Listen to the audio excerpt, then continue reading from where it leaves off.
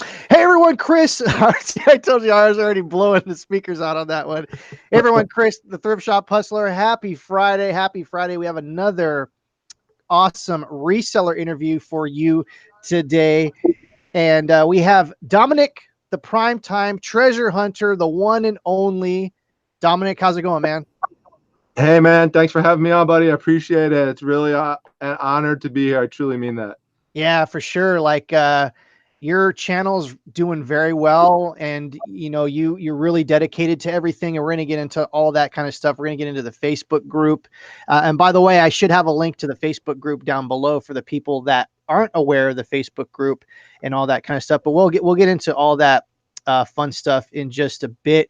I hope everyone is having an amazing Friday. We're just getting off of the 4th of July holiday. We actually had a crazy earthquake here in California yesterday. Well, it wasn't super crazy where I was at, but we haven't had an earthquake in that size for at least 20 years. So it was kind of interesting for those that are kind of paying attention to the news. It wasn't like super crazy, but it was definitely interesting. But tonight we have a special guest. We got Dominic, the primetime treasure hunter, and he's here, and we're going to talk collectibles and all that kind of stuff and everything. So I want to kick it off. Dominic, I know you have a YouTube channel and all that, and you're a reseller and all that. You want to talk about like your history when you first started reselling and the path that's led you to this amazing Facebook group and this amazing YouTube channel that you have? Yeah, thanks, man. First of all, before I jump into that, I do really want to tell you when I said it's an honor to be on your show, I'm not just saying that. I used to watch you, man. I used to watch you at night under my covers. Whoa, easy there, Tiger. Late at night, man, and I was just watching you and a bunch of other resellers, and just amazed at some of the stuff that you were putting on there. And I was like, wow, like these guys are speaking my language. I felt like I had something to contribute to at some point, and watching you guys gave me confidence that maybe one day I could start a channel myself, and eventually I got up the guts to try it. And so you were an influence on that. So I just wanted to start off by thanking you for that, man, because and I can't believe I'm like sitting here hanging out with you and talking on the channel, because it's just kind of a surreal, weird thing when you're watching someone for a while and the next thing you know, you're a guest. But so how it got started would be, if you really want to trace back the original roots. I know some people in here have heard this story before, but let me see if I can make it interesting by retelling it again. As many people know, I specialize in comic books. I am literally surrounded by comic books here. I have tens of thousands of them, and it's my number one area of specialty.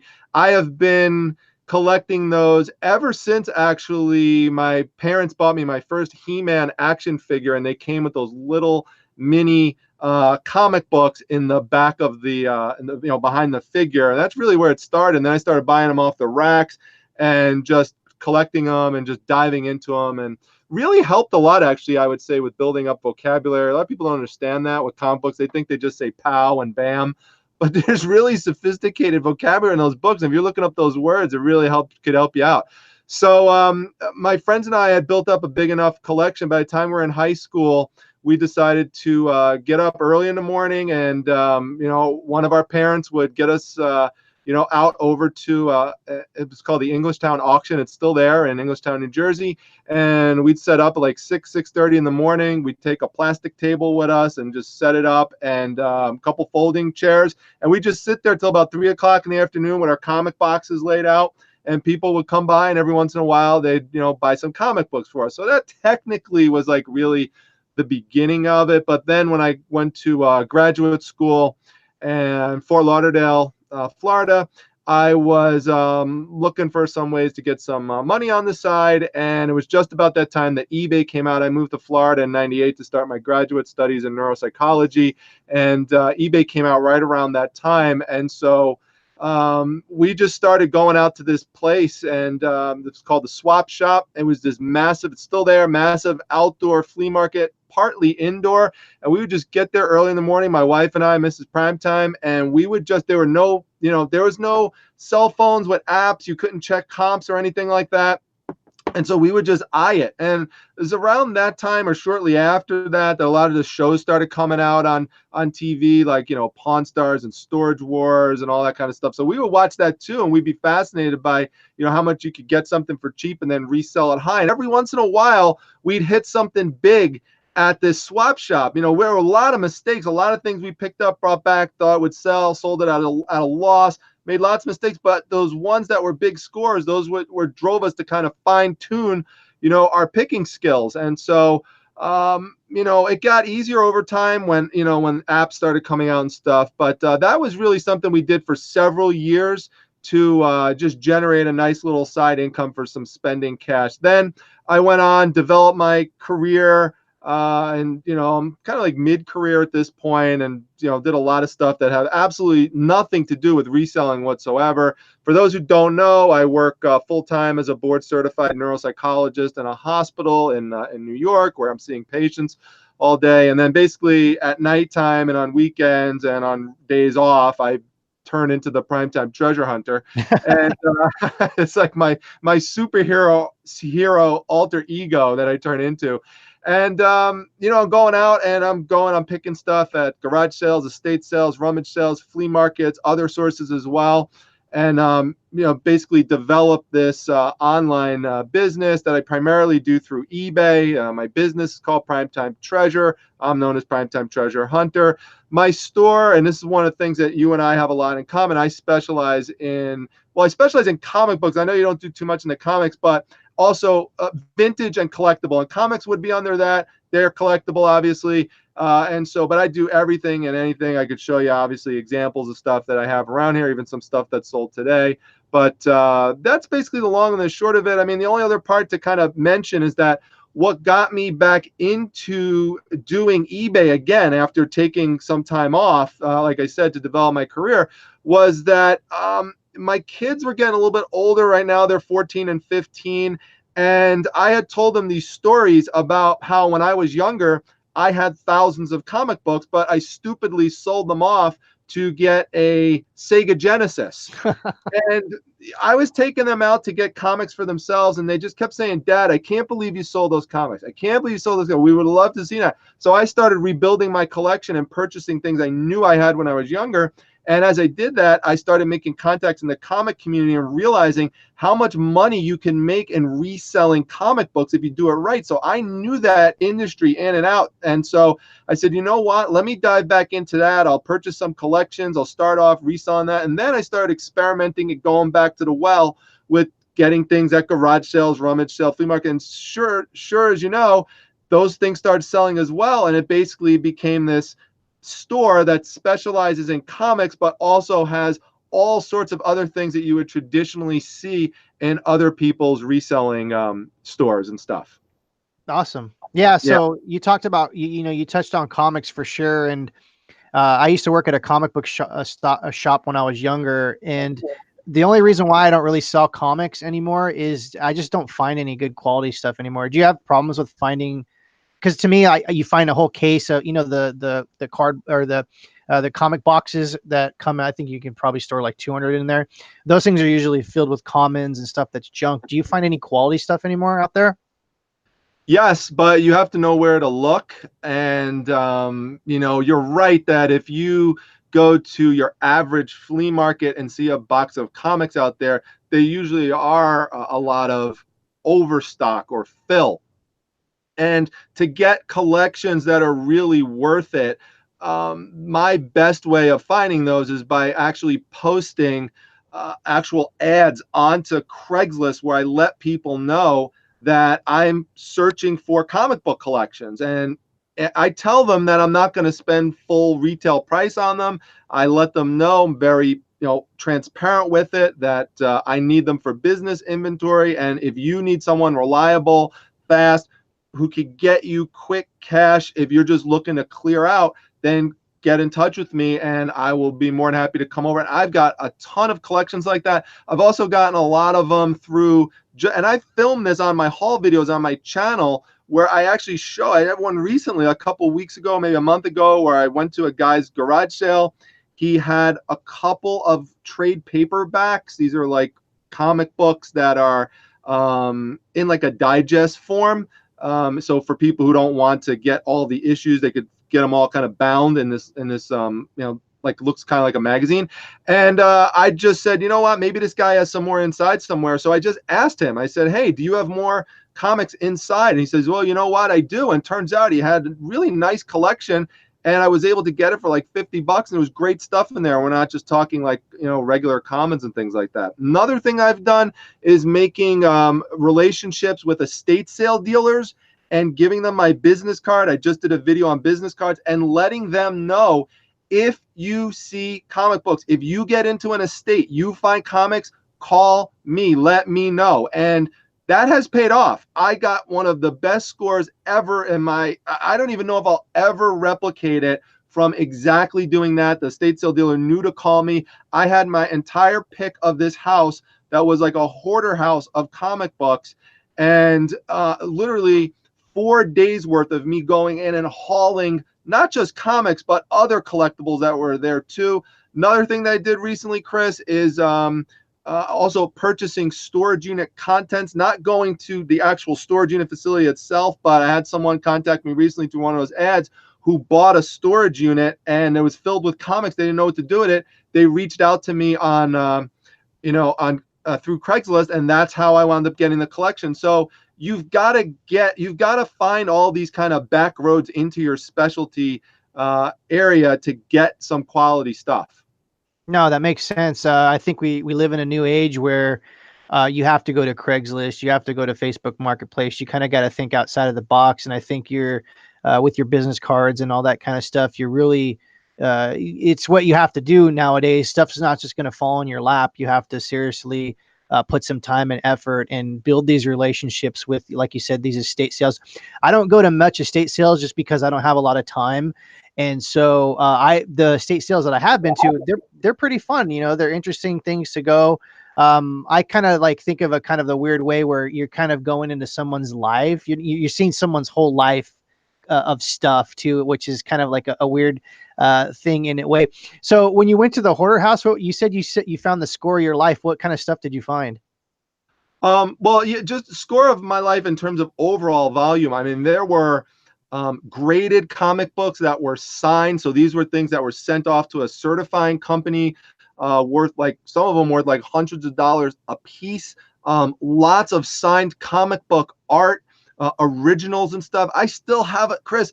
I can't even tell you. I found this room was filled with this stuff, and I just kept taking a piece after piece and just putting it in this big, giant, oversized envelope that I was able to find. I mean, this thing was mad. I call it an envelope. It really was like something that could hold giant posters, and I just kept pouring art into this thing. And it's all, some of them had certificates, like I said. It was just crazy. That's where I found Amazing Spider-Man 300 on the bottom of like a garbage pile in the basement. And believe it or not, it was in mint condition. Wound up selling it for about $600. And because I had a great relationship with the estate sale dealer, I mean, it was just a bulk deal. She actually called me because she said, listen, I've got to run an estate sale at this place, and I cannot run it because the house is overwhelmed with comics. I can't do the sale. Right. She goes, well, for her, the value was, she doesn't know anything about comic books. She's just like, listen, I know you like them. You told me that. Come over. We have a relationship for years. She goes, just take the stuff out, whatever you need, and just give me a fair price for it. Or give me, whatever you want to tell me, you're comfortable giving, let me know. And I mean, I wound up getting everything for like $700-800. And we're talking like 4 truckloads. So I told you, like, one comic book from that sold for like $675, and I got 4 truckloads for $800. So I mean, Yeah. it's like, I don't even, Don talks about this sometimes. Like, he's like, I don't have to go out sourcing. I mean, I still go out because I love to throw a hunt, but I have so much stuff from that and other scores like that I mean, I've got enough to keep me going for a long time. Yeah, refresh my memory. Spider-Man 300, is that the first one with the alien suit? That's the first. No, it's the first appearance of Venom. Okay. Of Venom, and it's also, Todd McFarlane drew that, and so that's also, both of those things are, really, plus it being a centennial issue, it's tricentennial, 300, anything that falls on the 100 mark will also make it special. McFarlane really just revolutionized, comic book drawing for the modern age in many ways. The way he drew Spider-Man was the way no one else, and the way he drew the webs with the spaghetti webbing, no one ever saw anything like that before. And the way he drew Mary Jane, I mean, he really kind of brought her into like the sexual age as opposed to just being like this innocent, she had like Right. cleavage and stuff. Like, I mean, really long legs and tight, like Daisy Dukes on. I mean, it's like, so like, everyone was buying them up, and it was crazy. Like the craze for McFarlane stuff back then was insane. Hey, simmer down now. Back under the covers. You bring up Todd McFarlane, and it's interesting because I think, I was collecting in those days, and I would say he's the one that kind of brought comics back from the dead as far as with Spawn. I remember when Spawn came out, it was like a revelation, and there was a lot of companies that came and went. I'm sure you heard of Valiant Comics. It was really big in those days. And, that's a defunct company now. Actually, I think they have comics now. They kind of started that company back up. But, there was a lot of stuff that came out, but Spawn literally spawned so many different, like Jim Lee came out in that era. Rob Liefeld came out in that era. Yeah. A lot of, and what's crazy now is those guys now are like, the Jim Lees, they're like the leaders of the artists now that are out, and so it's kind of crazy to see those guys, we've been alive long enough to see them start off, and now they're like considered legends now. It's been that long that they're literally legendary comic book artists. Right. And the thing they did that was also real important is they broke up and, from the, from the main comic book companies, and broke off and started some of their own companies. When McFarlane went off to do Spawn, I mean, he was doing that through Image.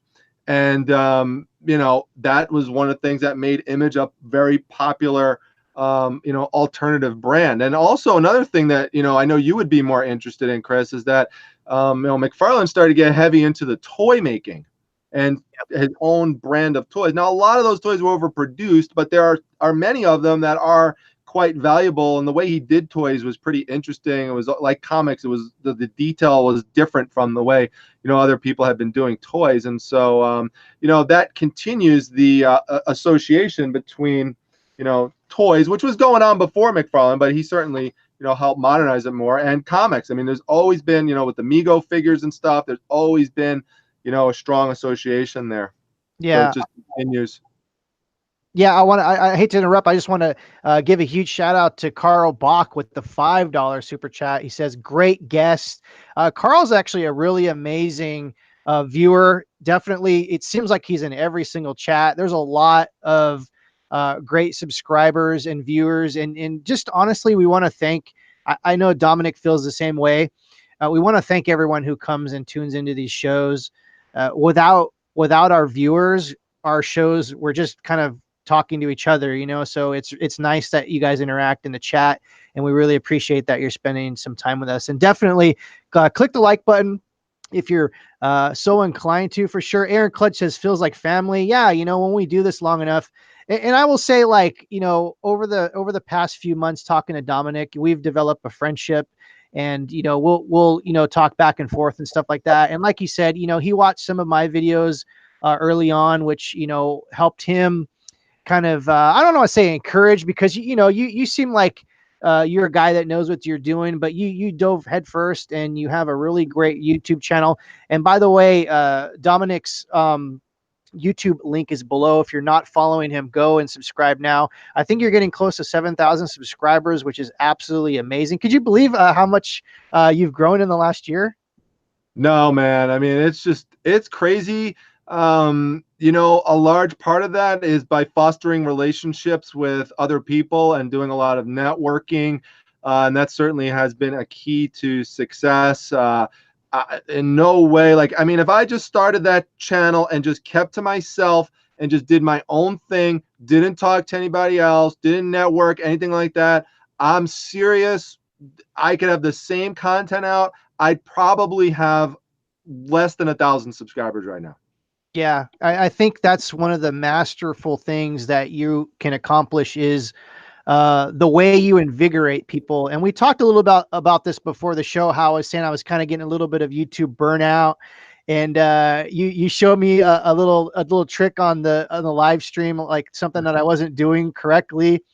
And you're like, yeah, dude, see, this is where I'm here. I'm here to help you. And I think that's one of your awesome, admirable traits is you're able to kind of get the best out of people and all that. And would you say like your neuropsychology stuff has helped you at all with reselling?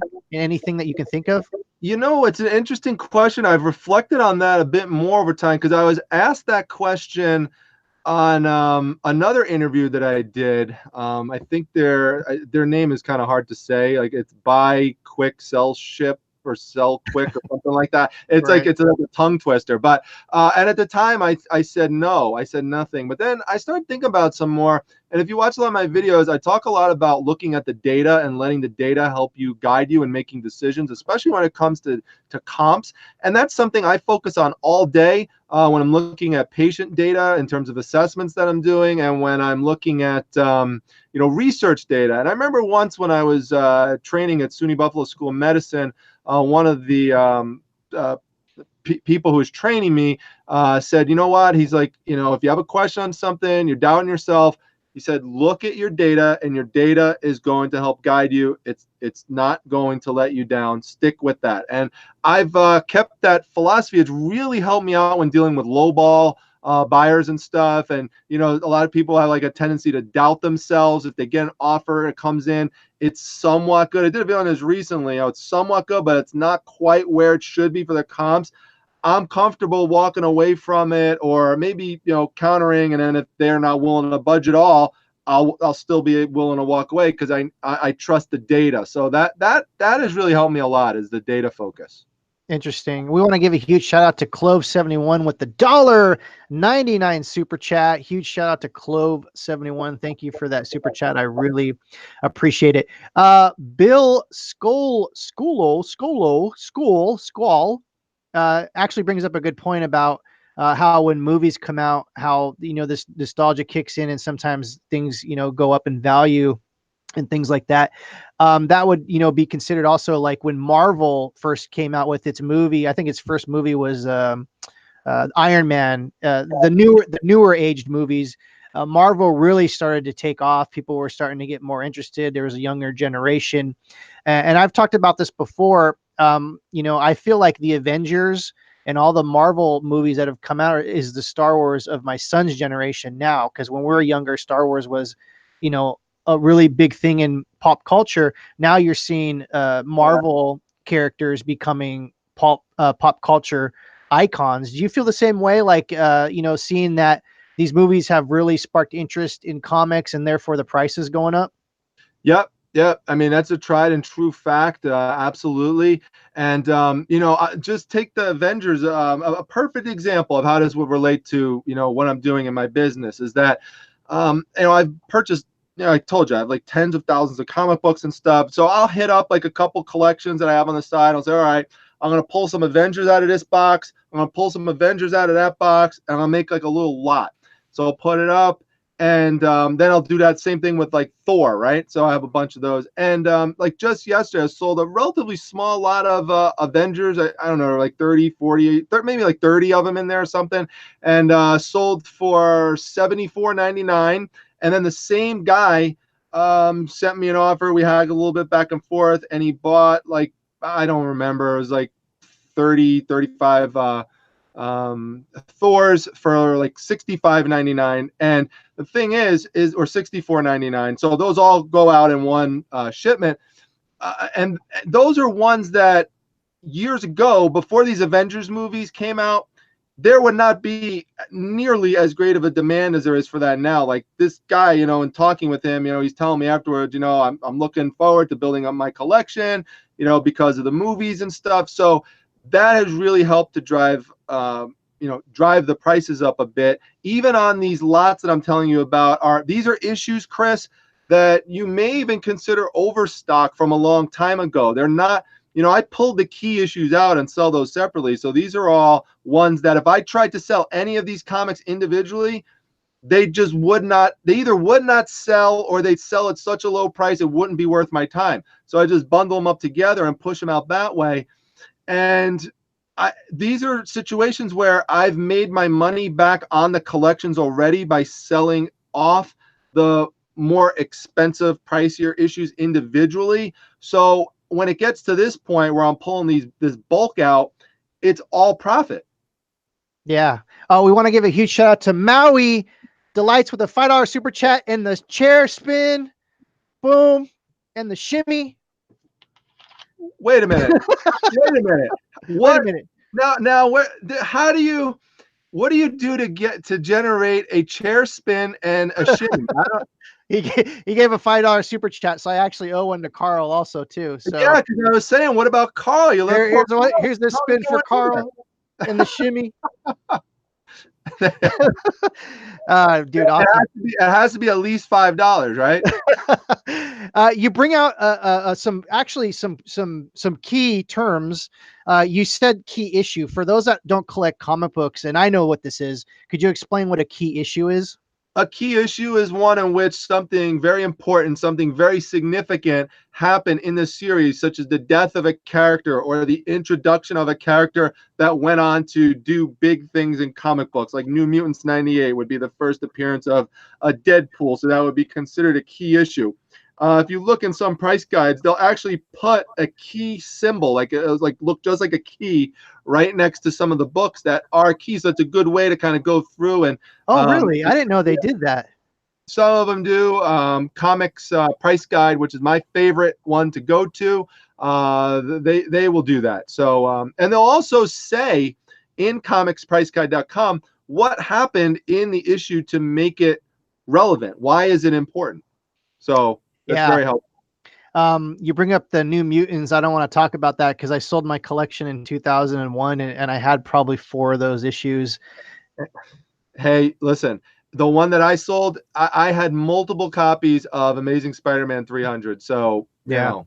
It's one of those things, and it's kind of crazy because you think back at, because I worked at a comic book shop for a couple of years when I was younger, and a lot of the comics that you could easily buy for $1 are easily $20 and $30 comics now, and I'm just like blown away by New Mutants 288 or whatever the number was. That was like a $1 comic. No one was interested in that. Of course it was like, the first issue of the New Mutants or whatever, and the new Mutants or whatever they're called. But it's kind of crazy the way that they did that. Oh, you just brought up Wizard magazine. I actually really love that magazine. Do you want to explain to the folks? Is Wizard still out?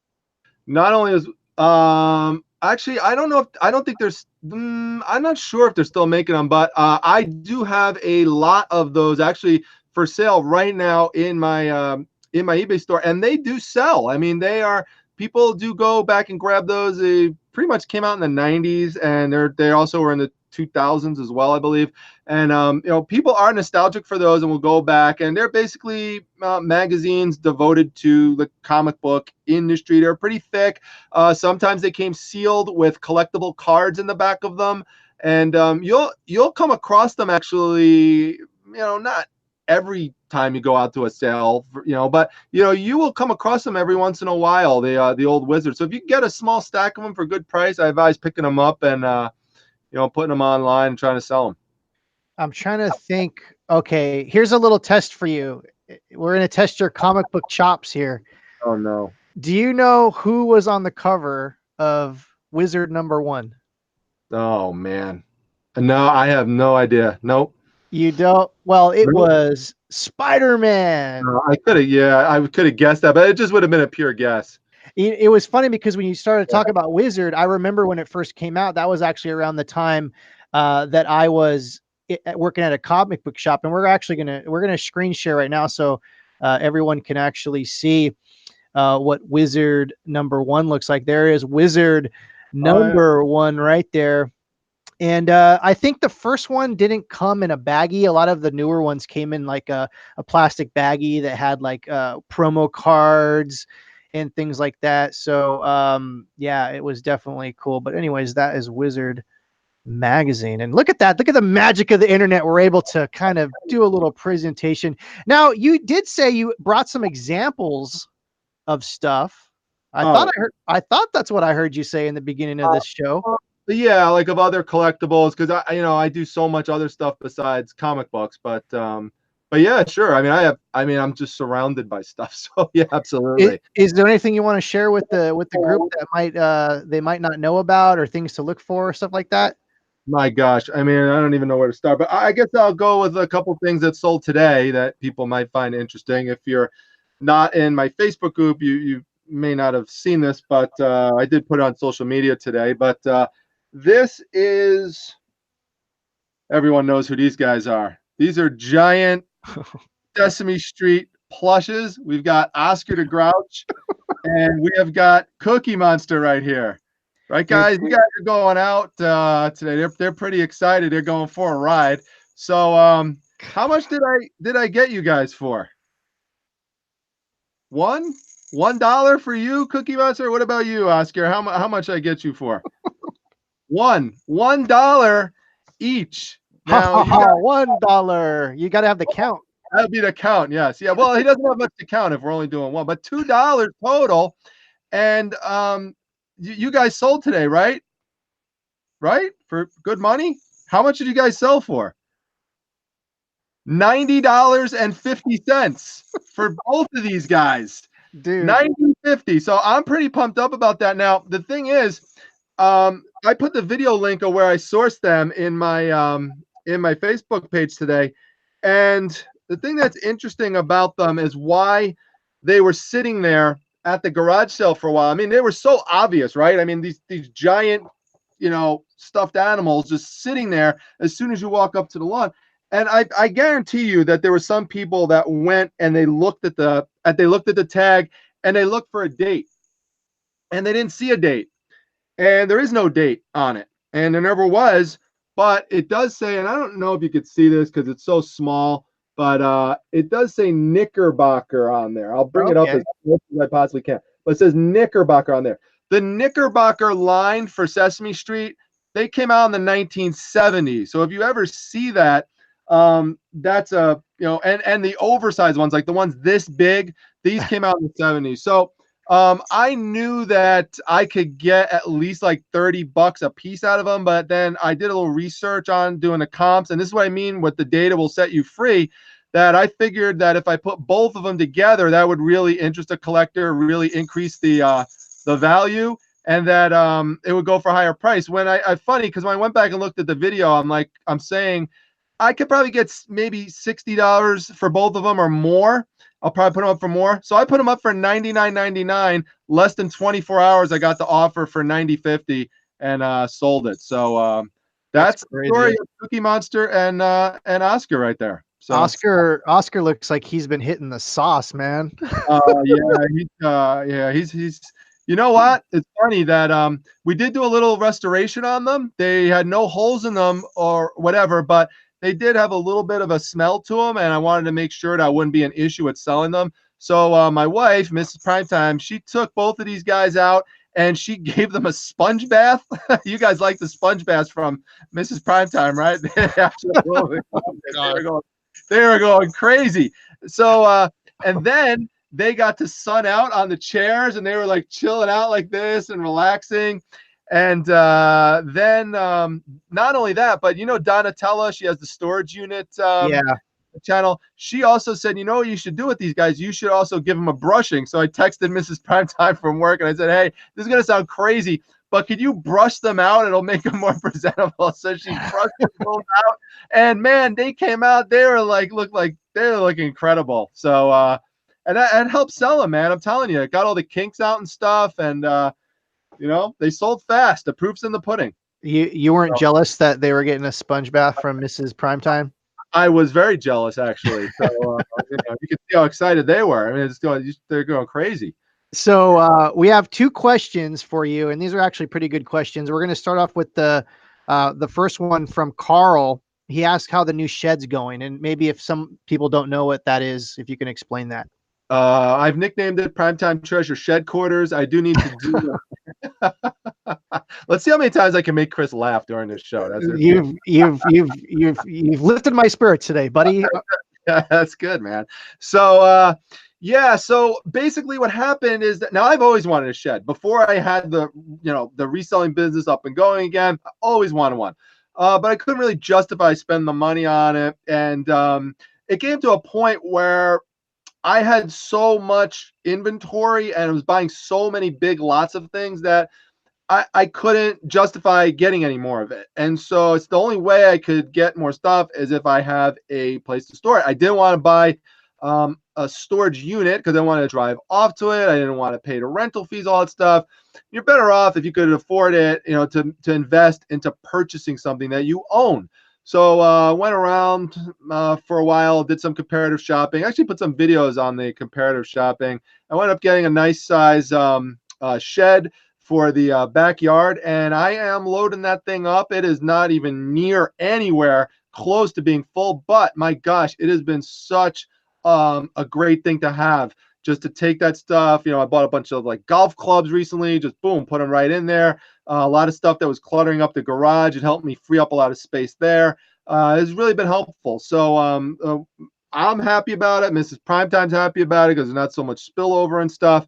And I'm actually gonna have days where I just call them shed days, where I just go out into the shed, pull inventory from there, and that's all I'm gonna list. So it's helpful too, because it helps you get stuff out more so you could see it. It gets stuff that's been buried, brings it up more to the surface, and you're gonna be more likely to list it, obviously, if you could see it and focus on it compared to it being tucked away and under stuff, Yeah, definitely. So that I really excited to see some of your videos and all that stuff when you're doing that kind of stuff.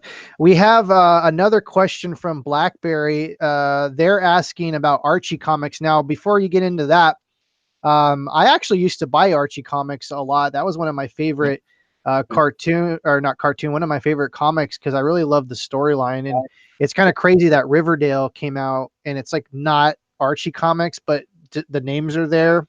And but Archie Comics, what do you feel about that? So Archie Comics, like that, look like a traditional comic book like this. Most of those are not going to be worth anything. If you really want to get into valuable Archie comic books, you really have to go back to those very, very early ones that started, like issue 13, and those are really old. They're really hard to find. Even if they're beat up, they'll sell, but it's very, very difficult to find something like that in the wild. What you are much more likely to find, and I highly advise picking them up if you can find them in bulk, are these. I just need to list these. I have more of them up there, but I find these and pick them up all the time. These are the little digests that you used to find in the grocery store. I used to read them all the time when my mom would take me to grocery store as a kid, and I just didn't want to pay attention to that part of it. And I would just walk around and just read these all the time. And a lot of people are nostalgic for them.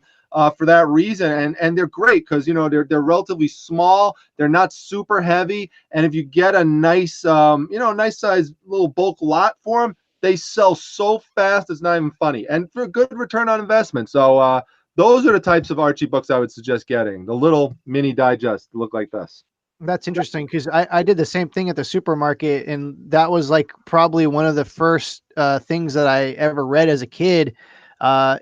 You brought up the Heman comics before, and that was probably the first comic book I ever read, was those tiny little Heman comic books that came with the figures. And of course I had my golden books, and all the kids in the 80s had golden books and things like that, but I remember the first thing I ever read. And you're furiously looking for probably a He-Man comic book right now. I have it right here. I have it right here. So for those who don't know, and these actually have some value depending on which ones you find, because some of them are rare. And I'll tell you another reason why. Even if you just find some individual like this, like these are the ones that came and they were in the back of the figure, so you can actually see them. If you find an original He-Man figure in the case, you can actually see these peeking out through the back. And some collectors will just buy the books because they want the book to go along with the figure and the accessories, and they may have the figure and accessories, but they don't have the matching book.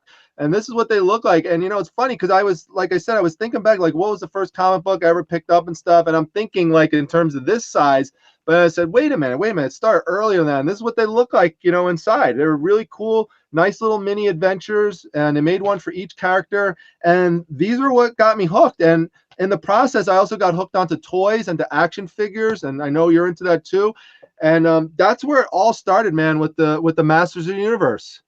Yeah, exactly. And so, that's really cool that you showed those. And as a matter of fact, I would be willing to guess that the comic books are rarer than the figures in some certain sense, because all of mine, we just read them and trashed them and threw them away and all that stuff. So I'm pretty sure the comics, if you can find those in, mint condition, could go for a pretty good amount of money their own. Have you ever came across collections of those or sold those individually?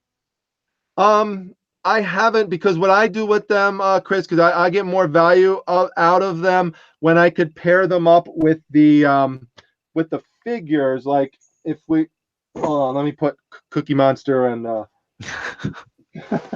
they're gonna want another SpongeBob after you've been treating them so well. So like I have like this big lot right here. Like this is just, it's mostly Masters of the Universe. There's a few other things I have thrown in there, but the bulk of it's Masters of the Universe.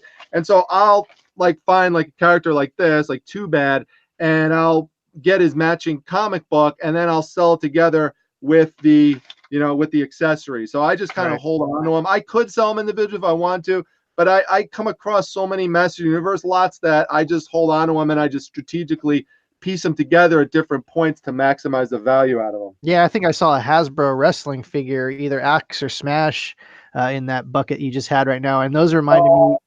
Yeah, so Axe and Smash from Demolition. Yep, there they are. Best, actually, there's Axe right there. There he is. There we go. And Smash. Where the heck did Smash go? Oh, here he is. He's peeking out over here. You know what? Here, let me take this out so people could see, because it's going to be there from the bag. So this would be Smash, and this would be Axe.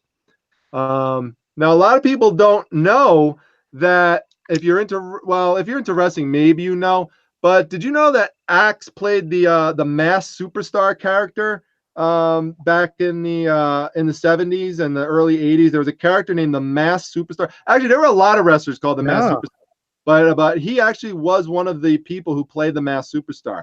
So, but I love them. They were one of my favorite tag teams, and because of that, a lot of people are, again, nostalgic for these characters. And if I put these up, they'll sell, because people are interested in those things. So if you can find those 80s ones, I mean, all these are 80s ones. We've got Jake the Snake Roberts and Hulk Hogan's in there, a whole bunch of other guys. I think we even got Andre the Giant, man. And whoa, that was Ravishing Rick Rude, brother. Don't say that was that wasn't Jake the Snake, man. Oh wait, I thought I had Jake. Wait, don't I have Jake the? No, I have him, man. I know what you're talking about, though. Yeah. Okay, so here's Jake the Snake right I'm there. just busting your balls. No, and there's Ravishing Rick Rude. There he is. And they came with like accessories too. So that's an important point to bring up with these figures. Is you have to have you don't have to, but it's so important to have the accessories to maximize the value out of them. And like, right there, now this one, actually, this is not attached. It does come separate. This is the Big Boss Man, the police officer character, and that's his baton. He'll sell so much better with the baton compared to without the baton. Same thing with the, with the He-Man figures and stuff. So like, this is Stinkor, and if you remember him, he used to smell. He's the same body cast as the green one, Merman. Right. Exactly. They had similar body casts. They just changed some things around. And like, if you have his shield and his vest, sells a lot. And also there is a comic book just for Stinkor, and I've sold him before like that. And that really helps market it, is having the little book. So as many little pieces as you can get and match them up to the figures, highly suggest doing that. Even if you just come across a little bag of toy accessories, someone's asking like 50 cents or $1 for them, pick them up, because you never know, even if the action figures aren't there right now, when you might come across a lot to then match them up.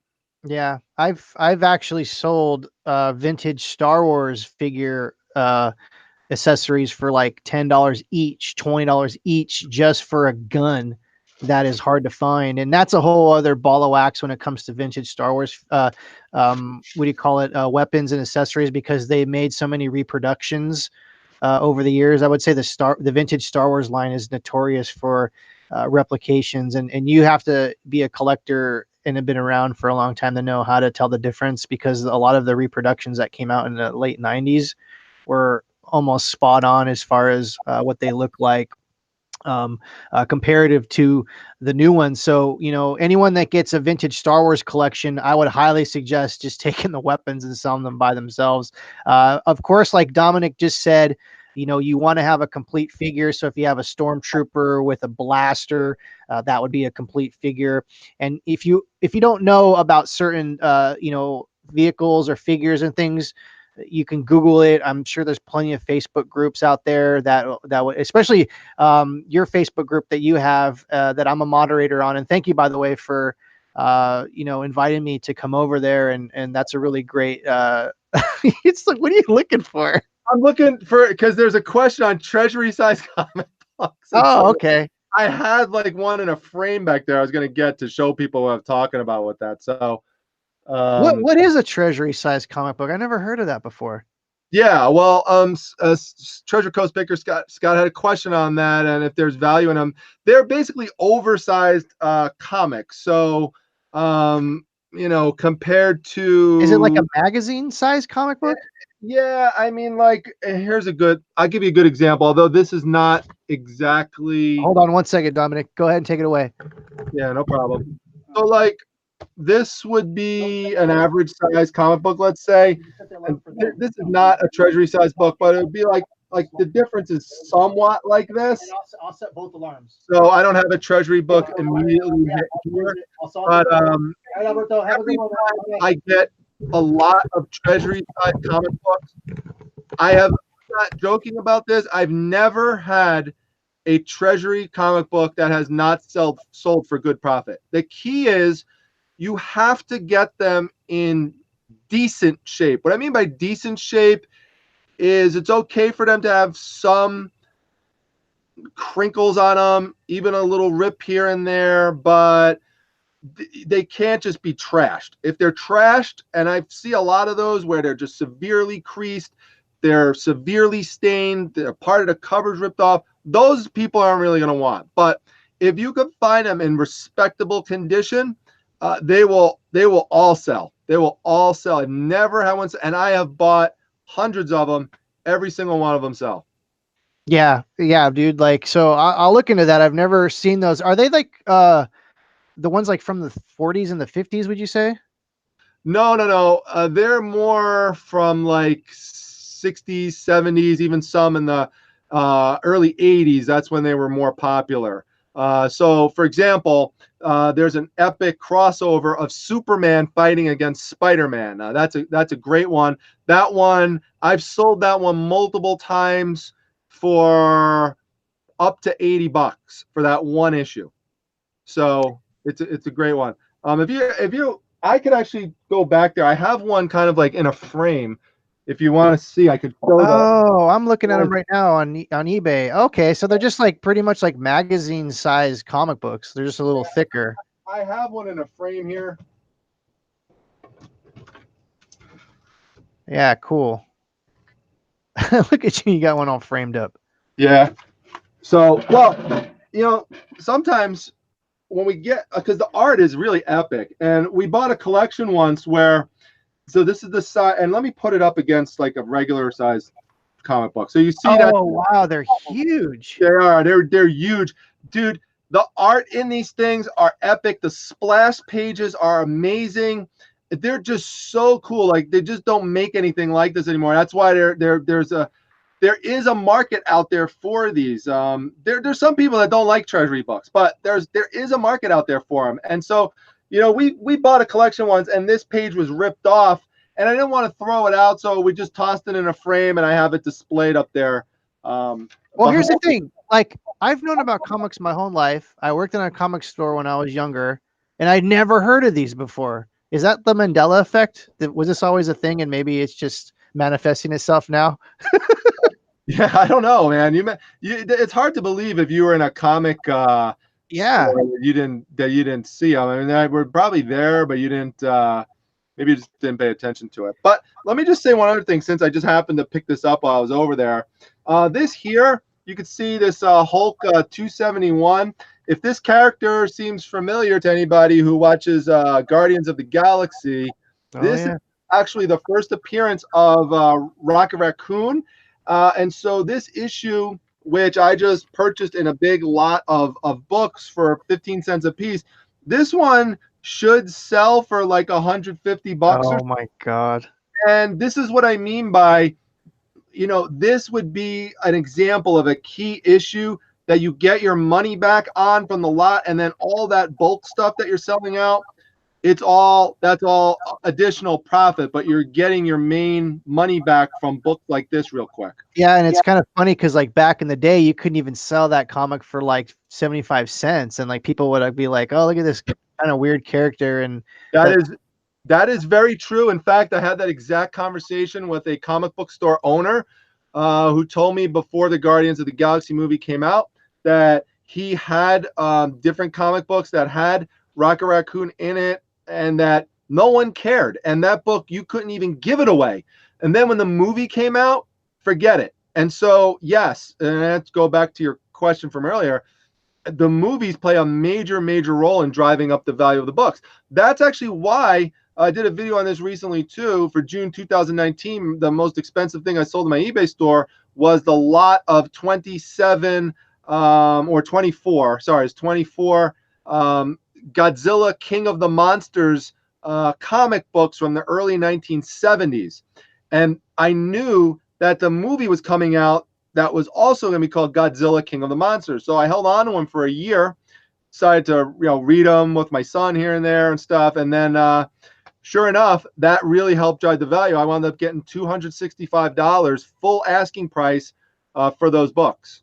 yeah, and I mean, if you're into reselling, that kind of stuff happens all the time where something that's popular, becomes a crazy moneymaker. And just, if you have certain areas that you're aware of these things, like if you work at Disney and you know that a movie's going to be coming out in a couple of years or something like that, you could really play the market very well in that aspect. So that's definitely a crazy thing. And also trying to figure out, if you're loving it if you're at that comic book store because you have all that excess stuff.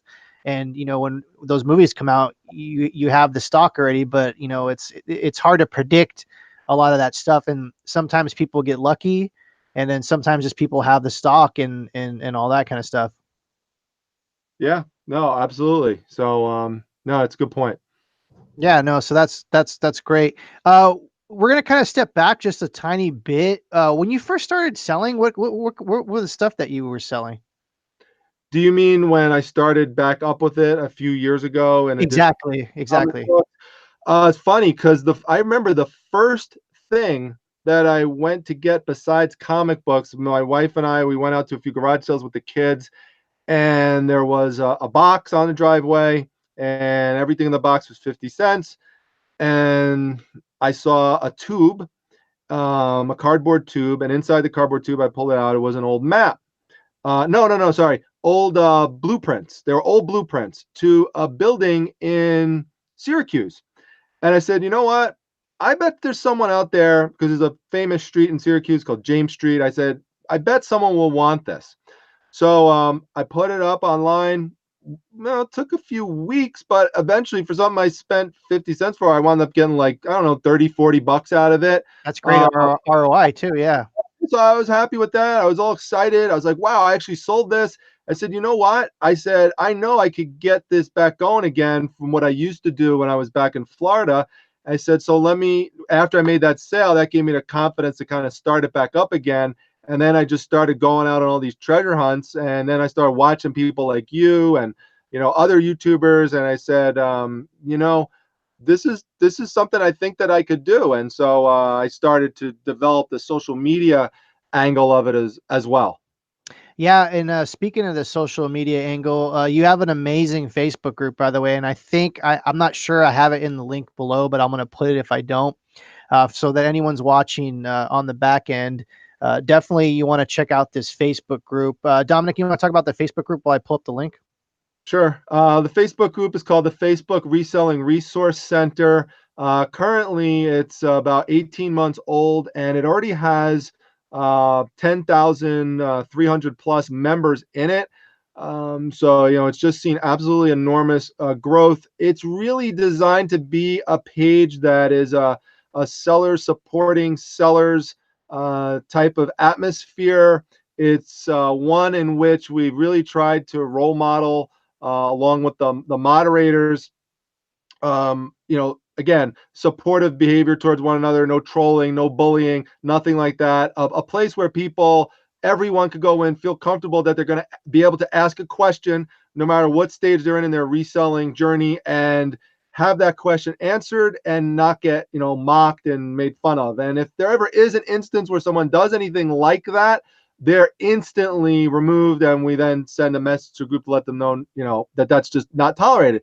But then in addition to that, we like to do things there to promote people who are supportive of the group and basically reward them for contributing to that type of atmosphere there. So there's something we do every week called Support That Seller Sunday, where one seller is selected out, and basically all 10,000 members of the group are asked to go buy from that person.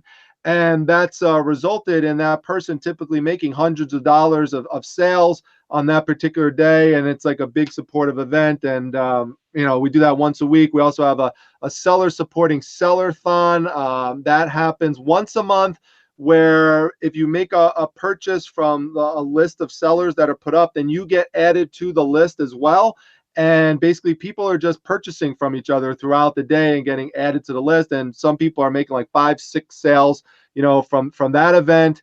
So there's that. And then we also have Primetime Day coming up. So I just did a whole video on that on my channel, but basically that's going to be on the 15th and the 16th, and anyone can take part in that. You don't have to make a purchase. There's going to be 4 categories per day, 6-hour time slots, and basically you get to put up to 3 different deals in there, either 25% off or more on an item or in your store, buy one, get one free, or buy one, get one half off. And if that item sells, you get to put another one up within that 6-hour time frame. So we've got categories like toys, women's clothes, men's clothes, books, all sorts of things are going to be in there. So you could go out to the Facebook page and check it out. It's in the announcements section. But that's just a small example of the type of stuff we do. One other thing that we do is real popular is every morning I put up a theme. Like for example, it might be "Thank God It's Friday" would be the theme, or Tacky Tuesday. Put up a link to something. You have one link to something in your store that you would consider tacky, or Women's Clothes Wednesday. So whatever. It's like something to match up with the day of the week, and it's a way for people to promote their business in a non-spammy way. And that's what I wanted to have for people, because a lot of Facebook groups, you are not allowed to post any link to anything in your business. You are not allowed to post a link to your YouTube channel, anything like that. Now, I don't let people come in and spam the group with their links, but if it's someone who's proven themselves to the group, someone who's been helpful, answering questions, putting up valuable content for people, and that person wants to put up a link to one of their YouTube videos, I 100% support that. And you're a perfect example of that. So I want those people to be promoted. So, that's just kind of how I look at it. And I think that's one of the things that have made it kind of grown the way that it has. Yeah, it's a great group. And the thing is, like, I think a year ago, I left like tons and tons of groups because I didn't have the time to deal with it. So your group is probably one of the only reseller groups that I'm in, and it's a high quality group. And I definitely highly suggest anyone that's into reselling. And that group has helped me. If I have something that I don't know what it is, I posted a photo, and people have helped me that way. So it's a great there. It's like everyone's pulling their wealth of information, and you're not going to feel like, someone's going to give you a sideways comment, because you guys regulate that stuff very well, where it's a welcoming environment that people could feel, that they could, ask questions that someone might say, oh, that's a dumb question, but everyone's learning and the mods are really good. You're really good at making sure that everyone's having a good time and information. And we're only talking about reselling stuff. Right. I appreciate you saying that, Chris. And plus, you are one of the moderators, so thank you. And I also see that Brandon Godwin's in here. Yep. He does an amazing job in there. I mean, I'm so glad that we added him recently. And that's the thing. I mean, it really takes a group of people committed to it to make it work.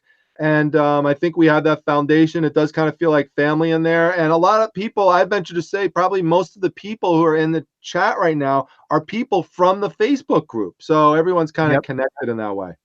Yeah, and I really appreciate that. So we're at the top of the hour, buddy. I really appreciate you coming on. I know it's Friday night, and I'm sure you got tons of listing to do tonight, this weekend, and all that kind of stuff. Do you have any final words for the audience here? Here he goes. Oh, final words. Do we have any final words for the audience, guys?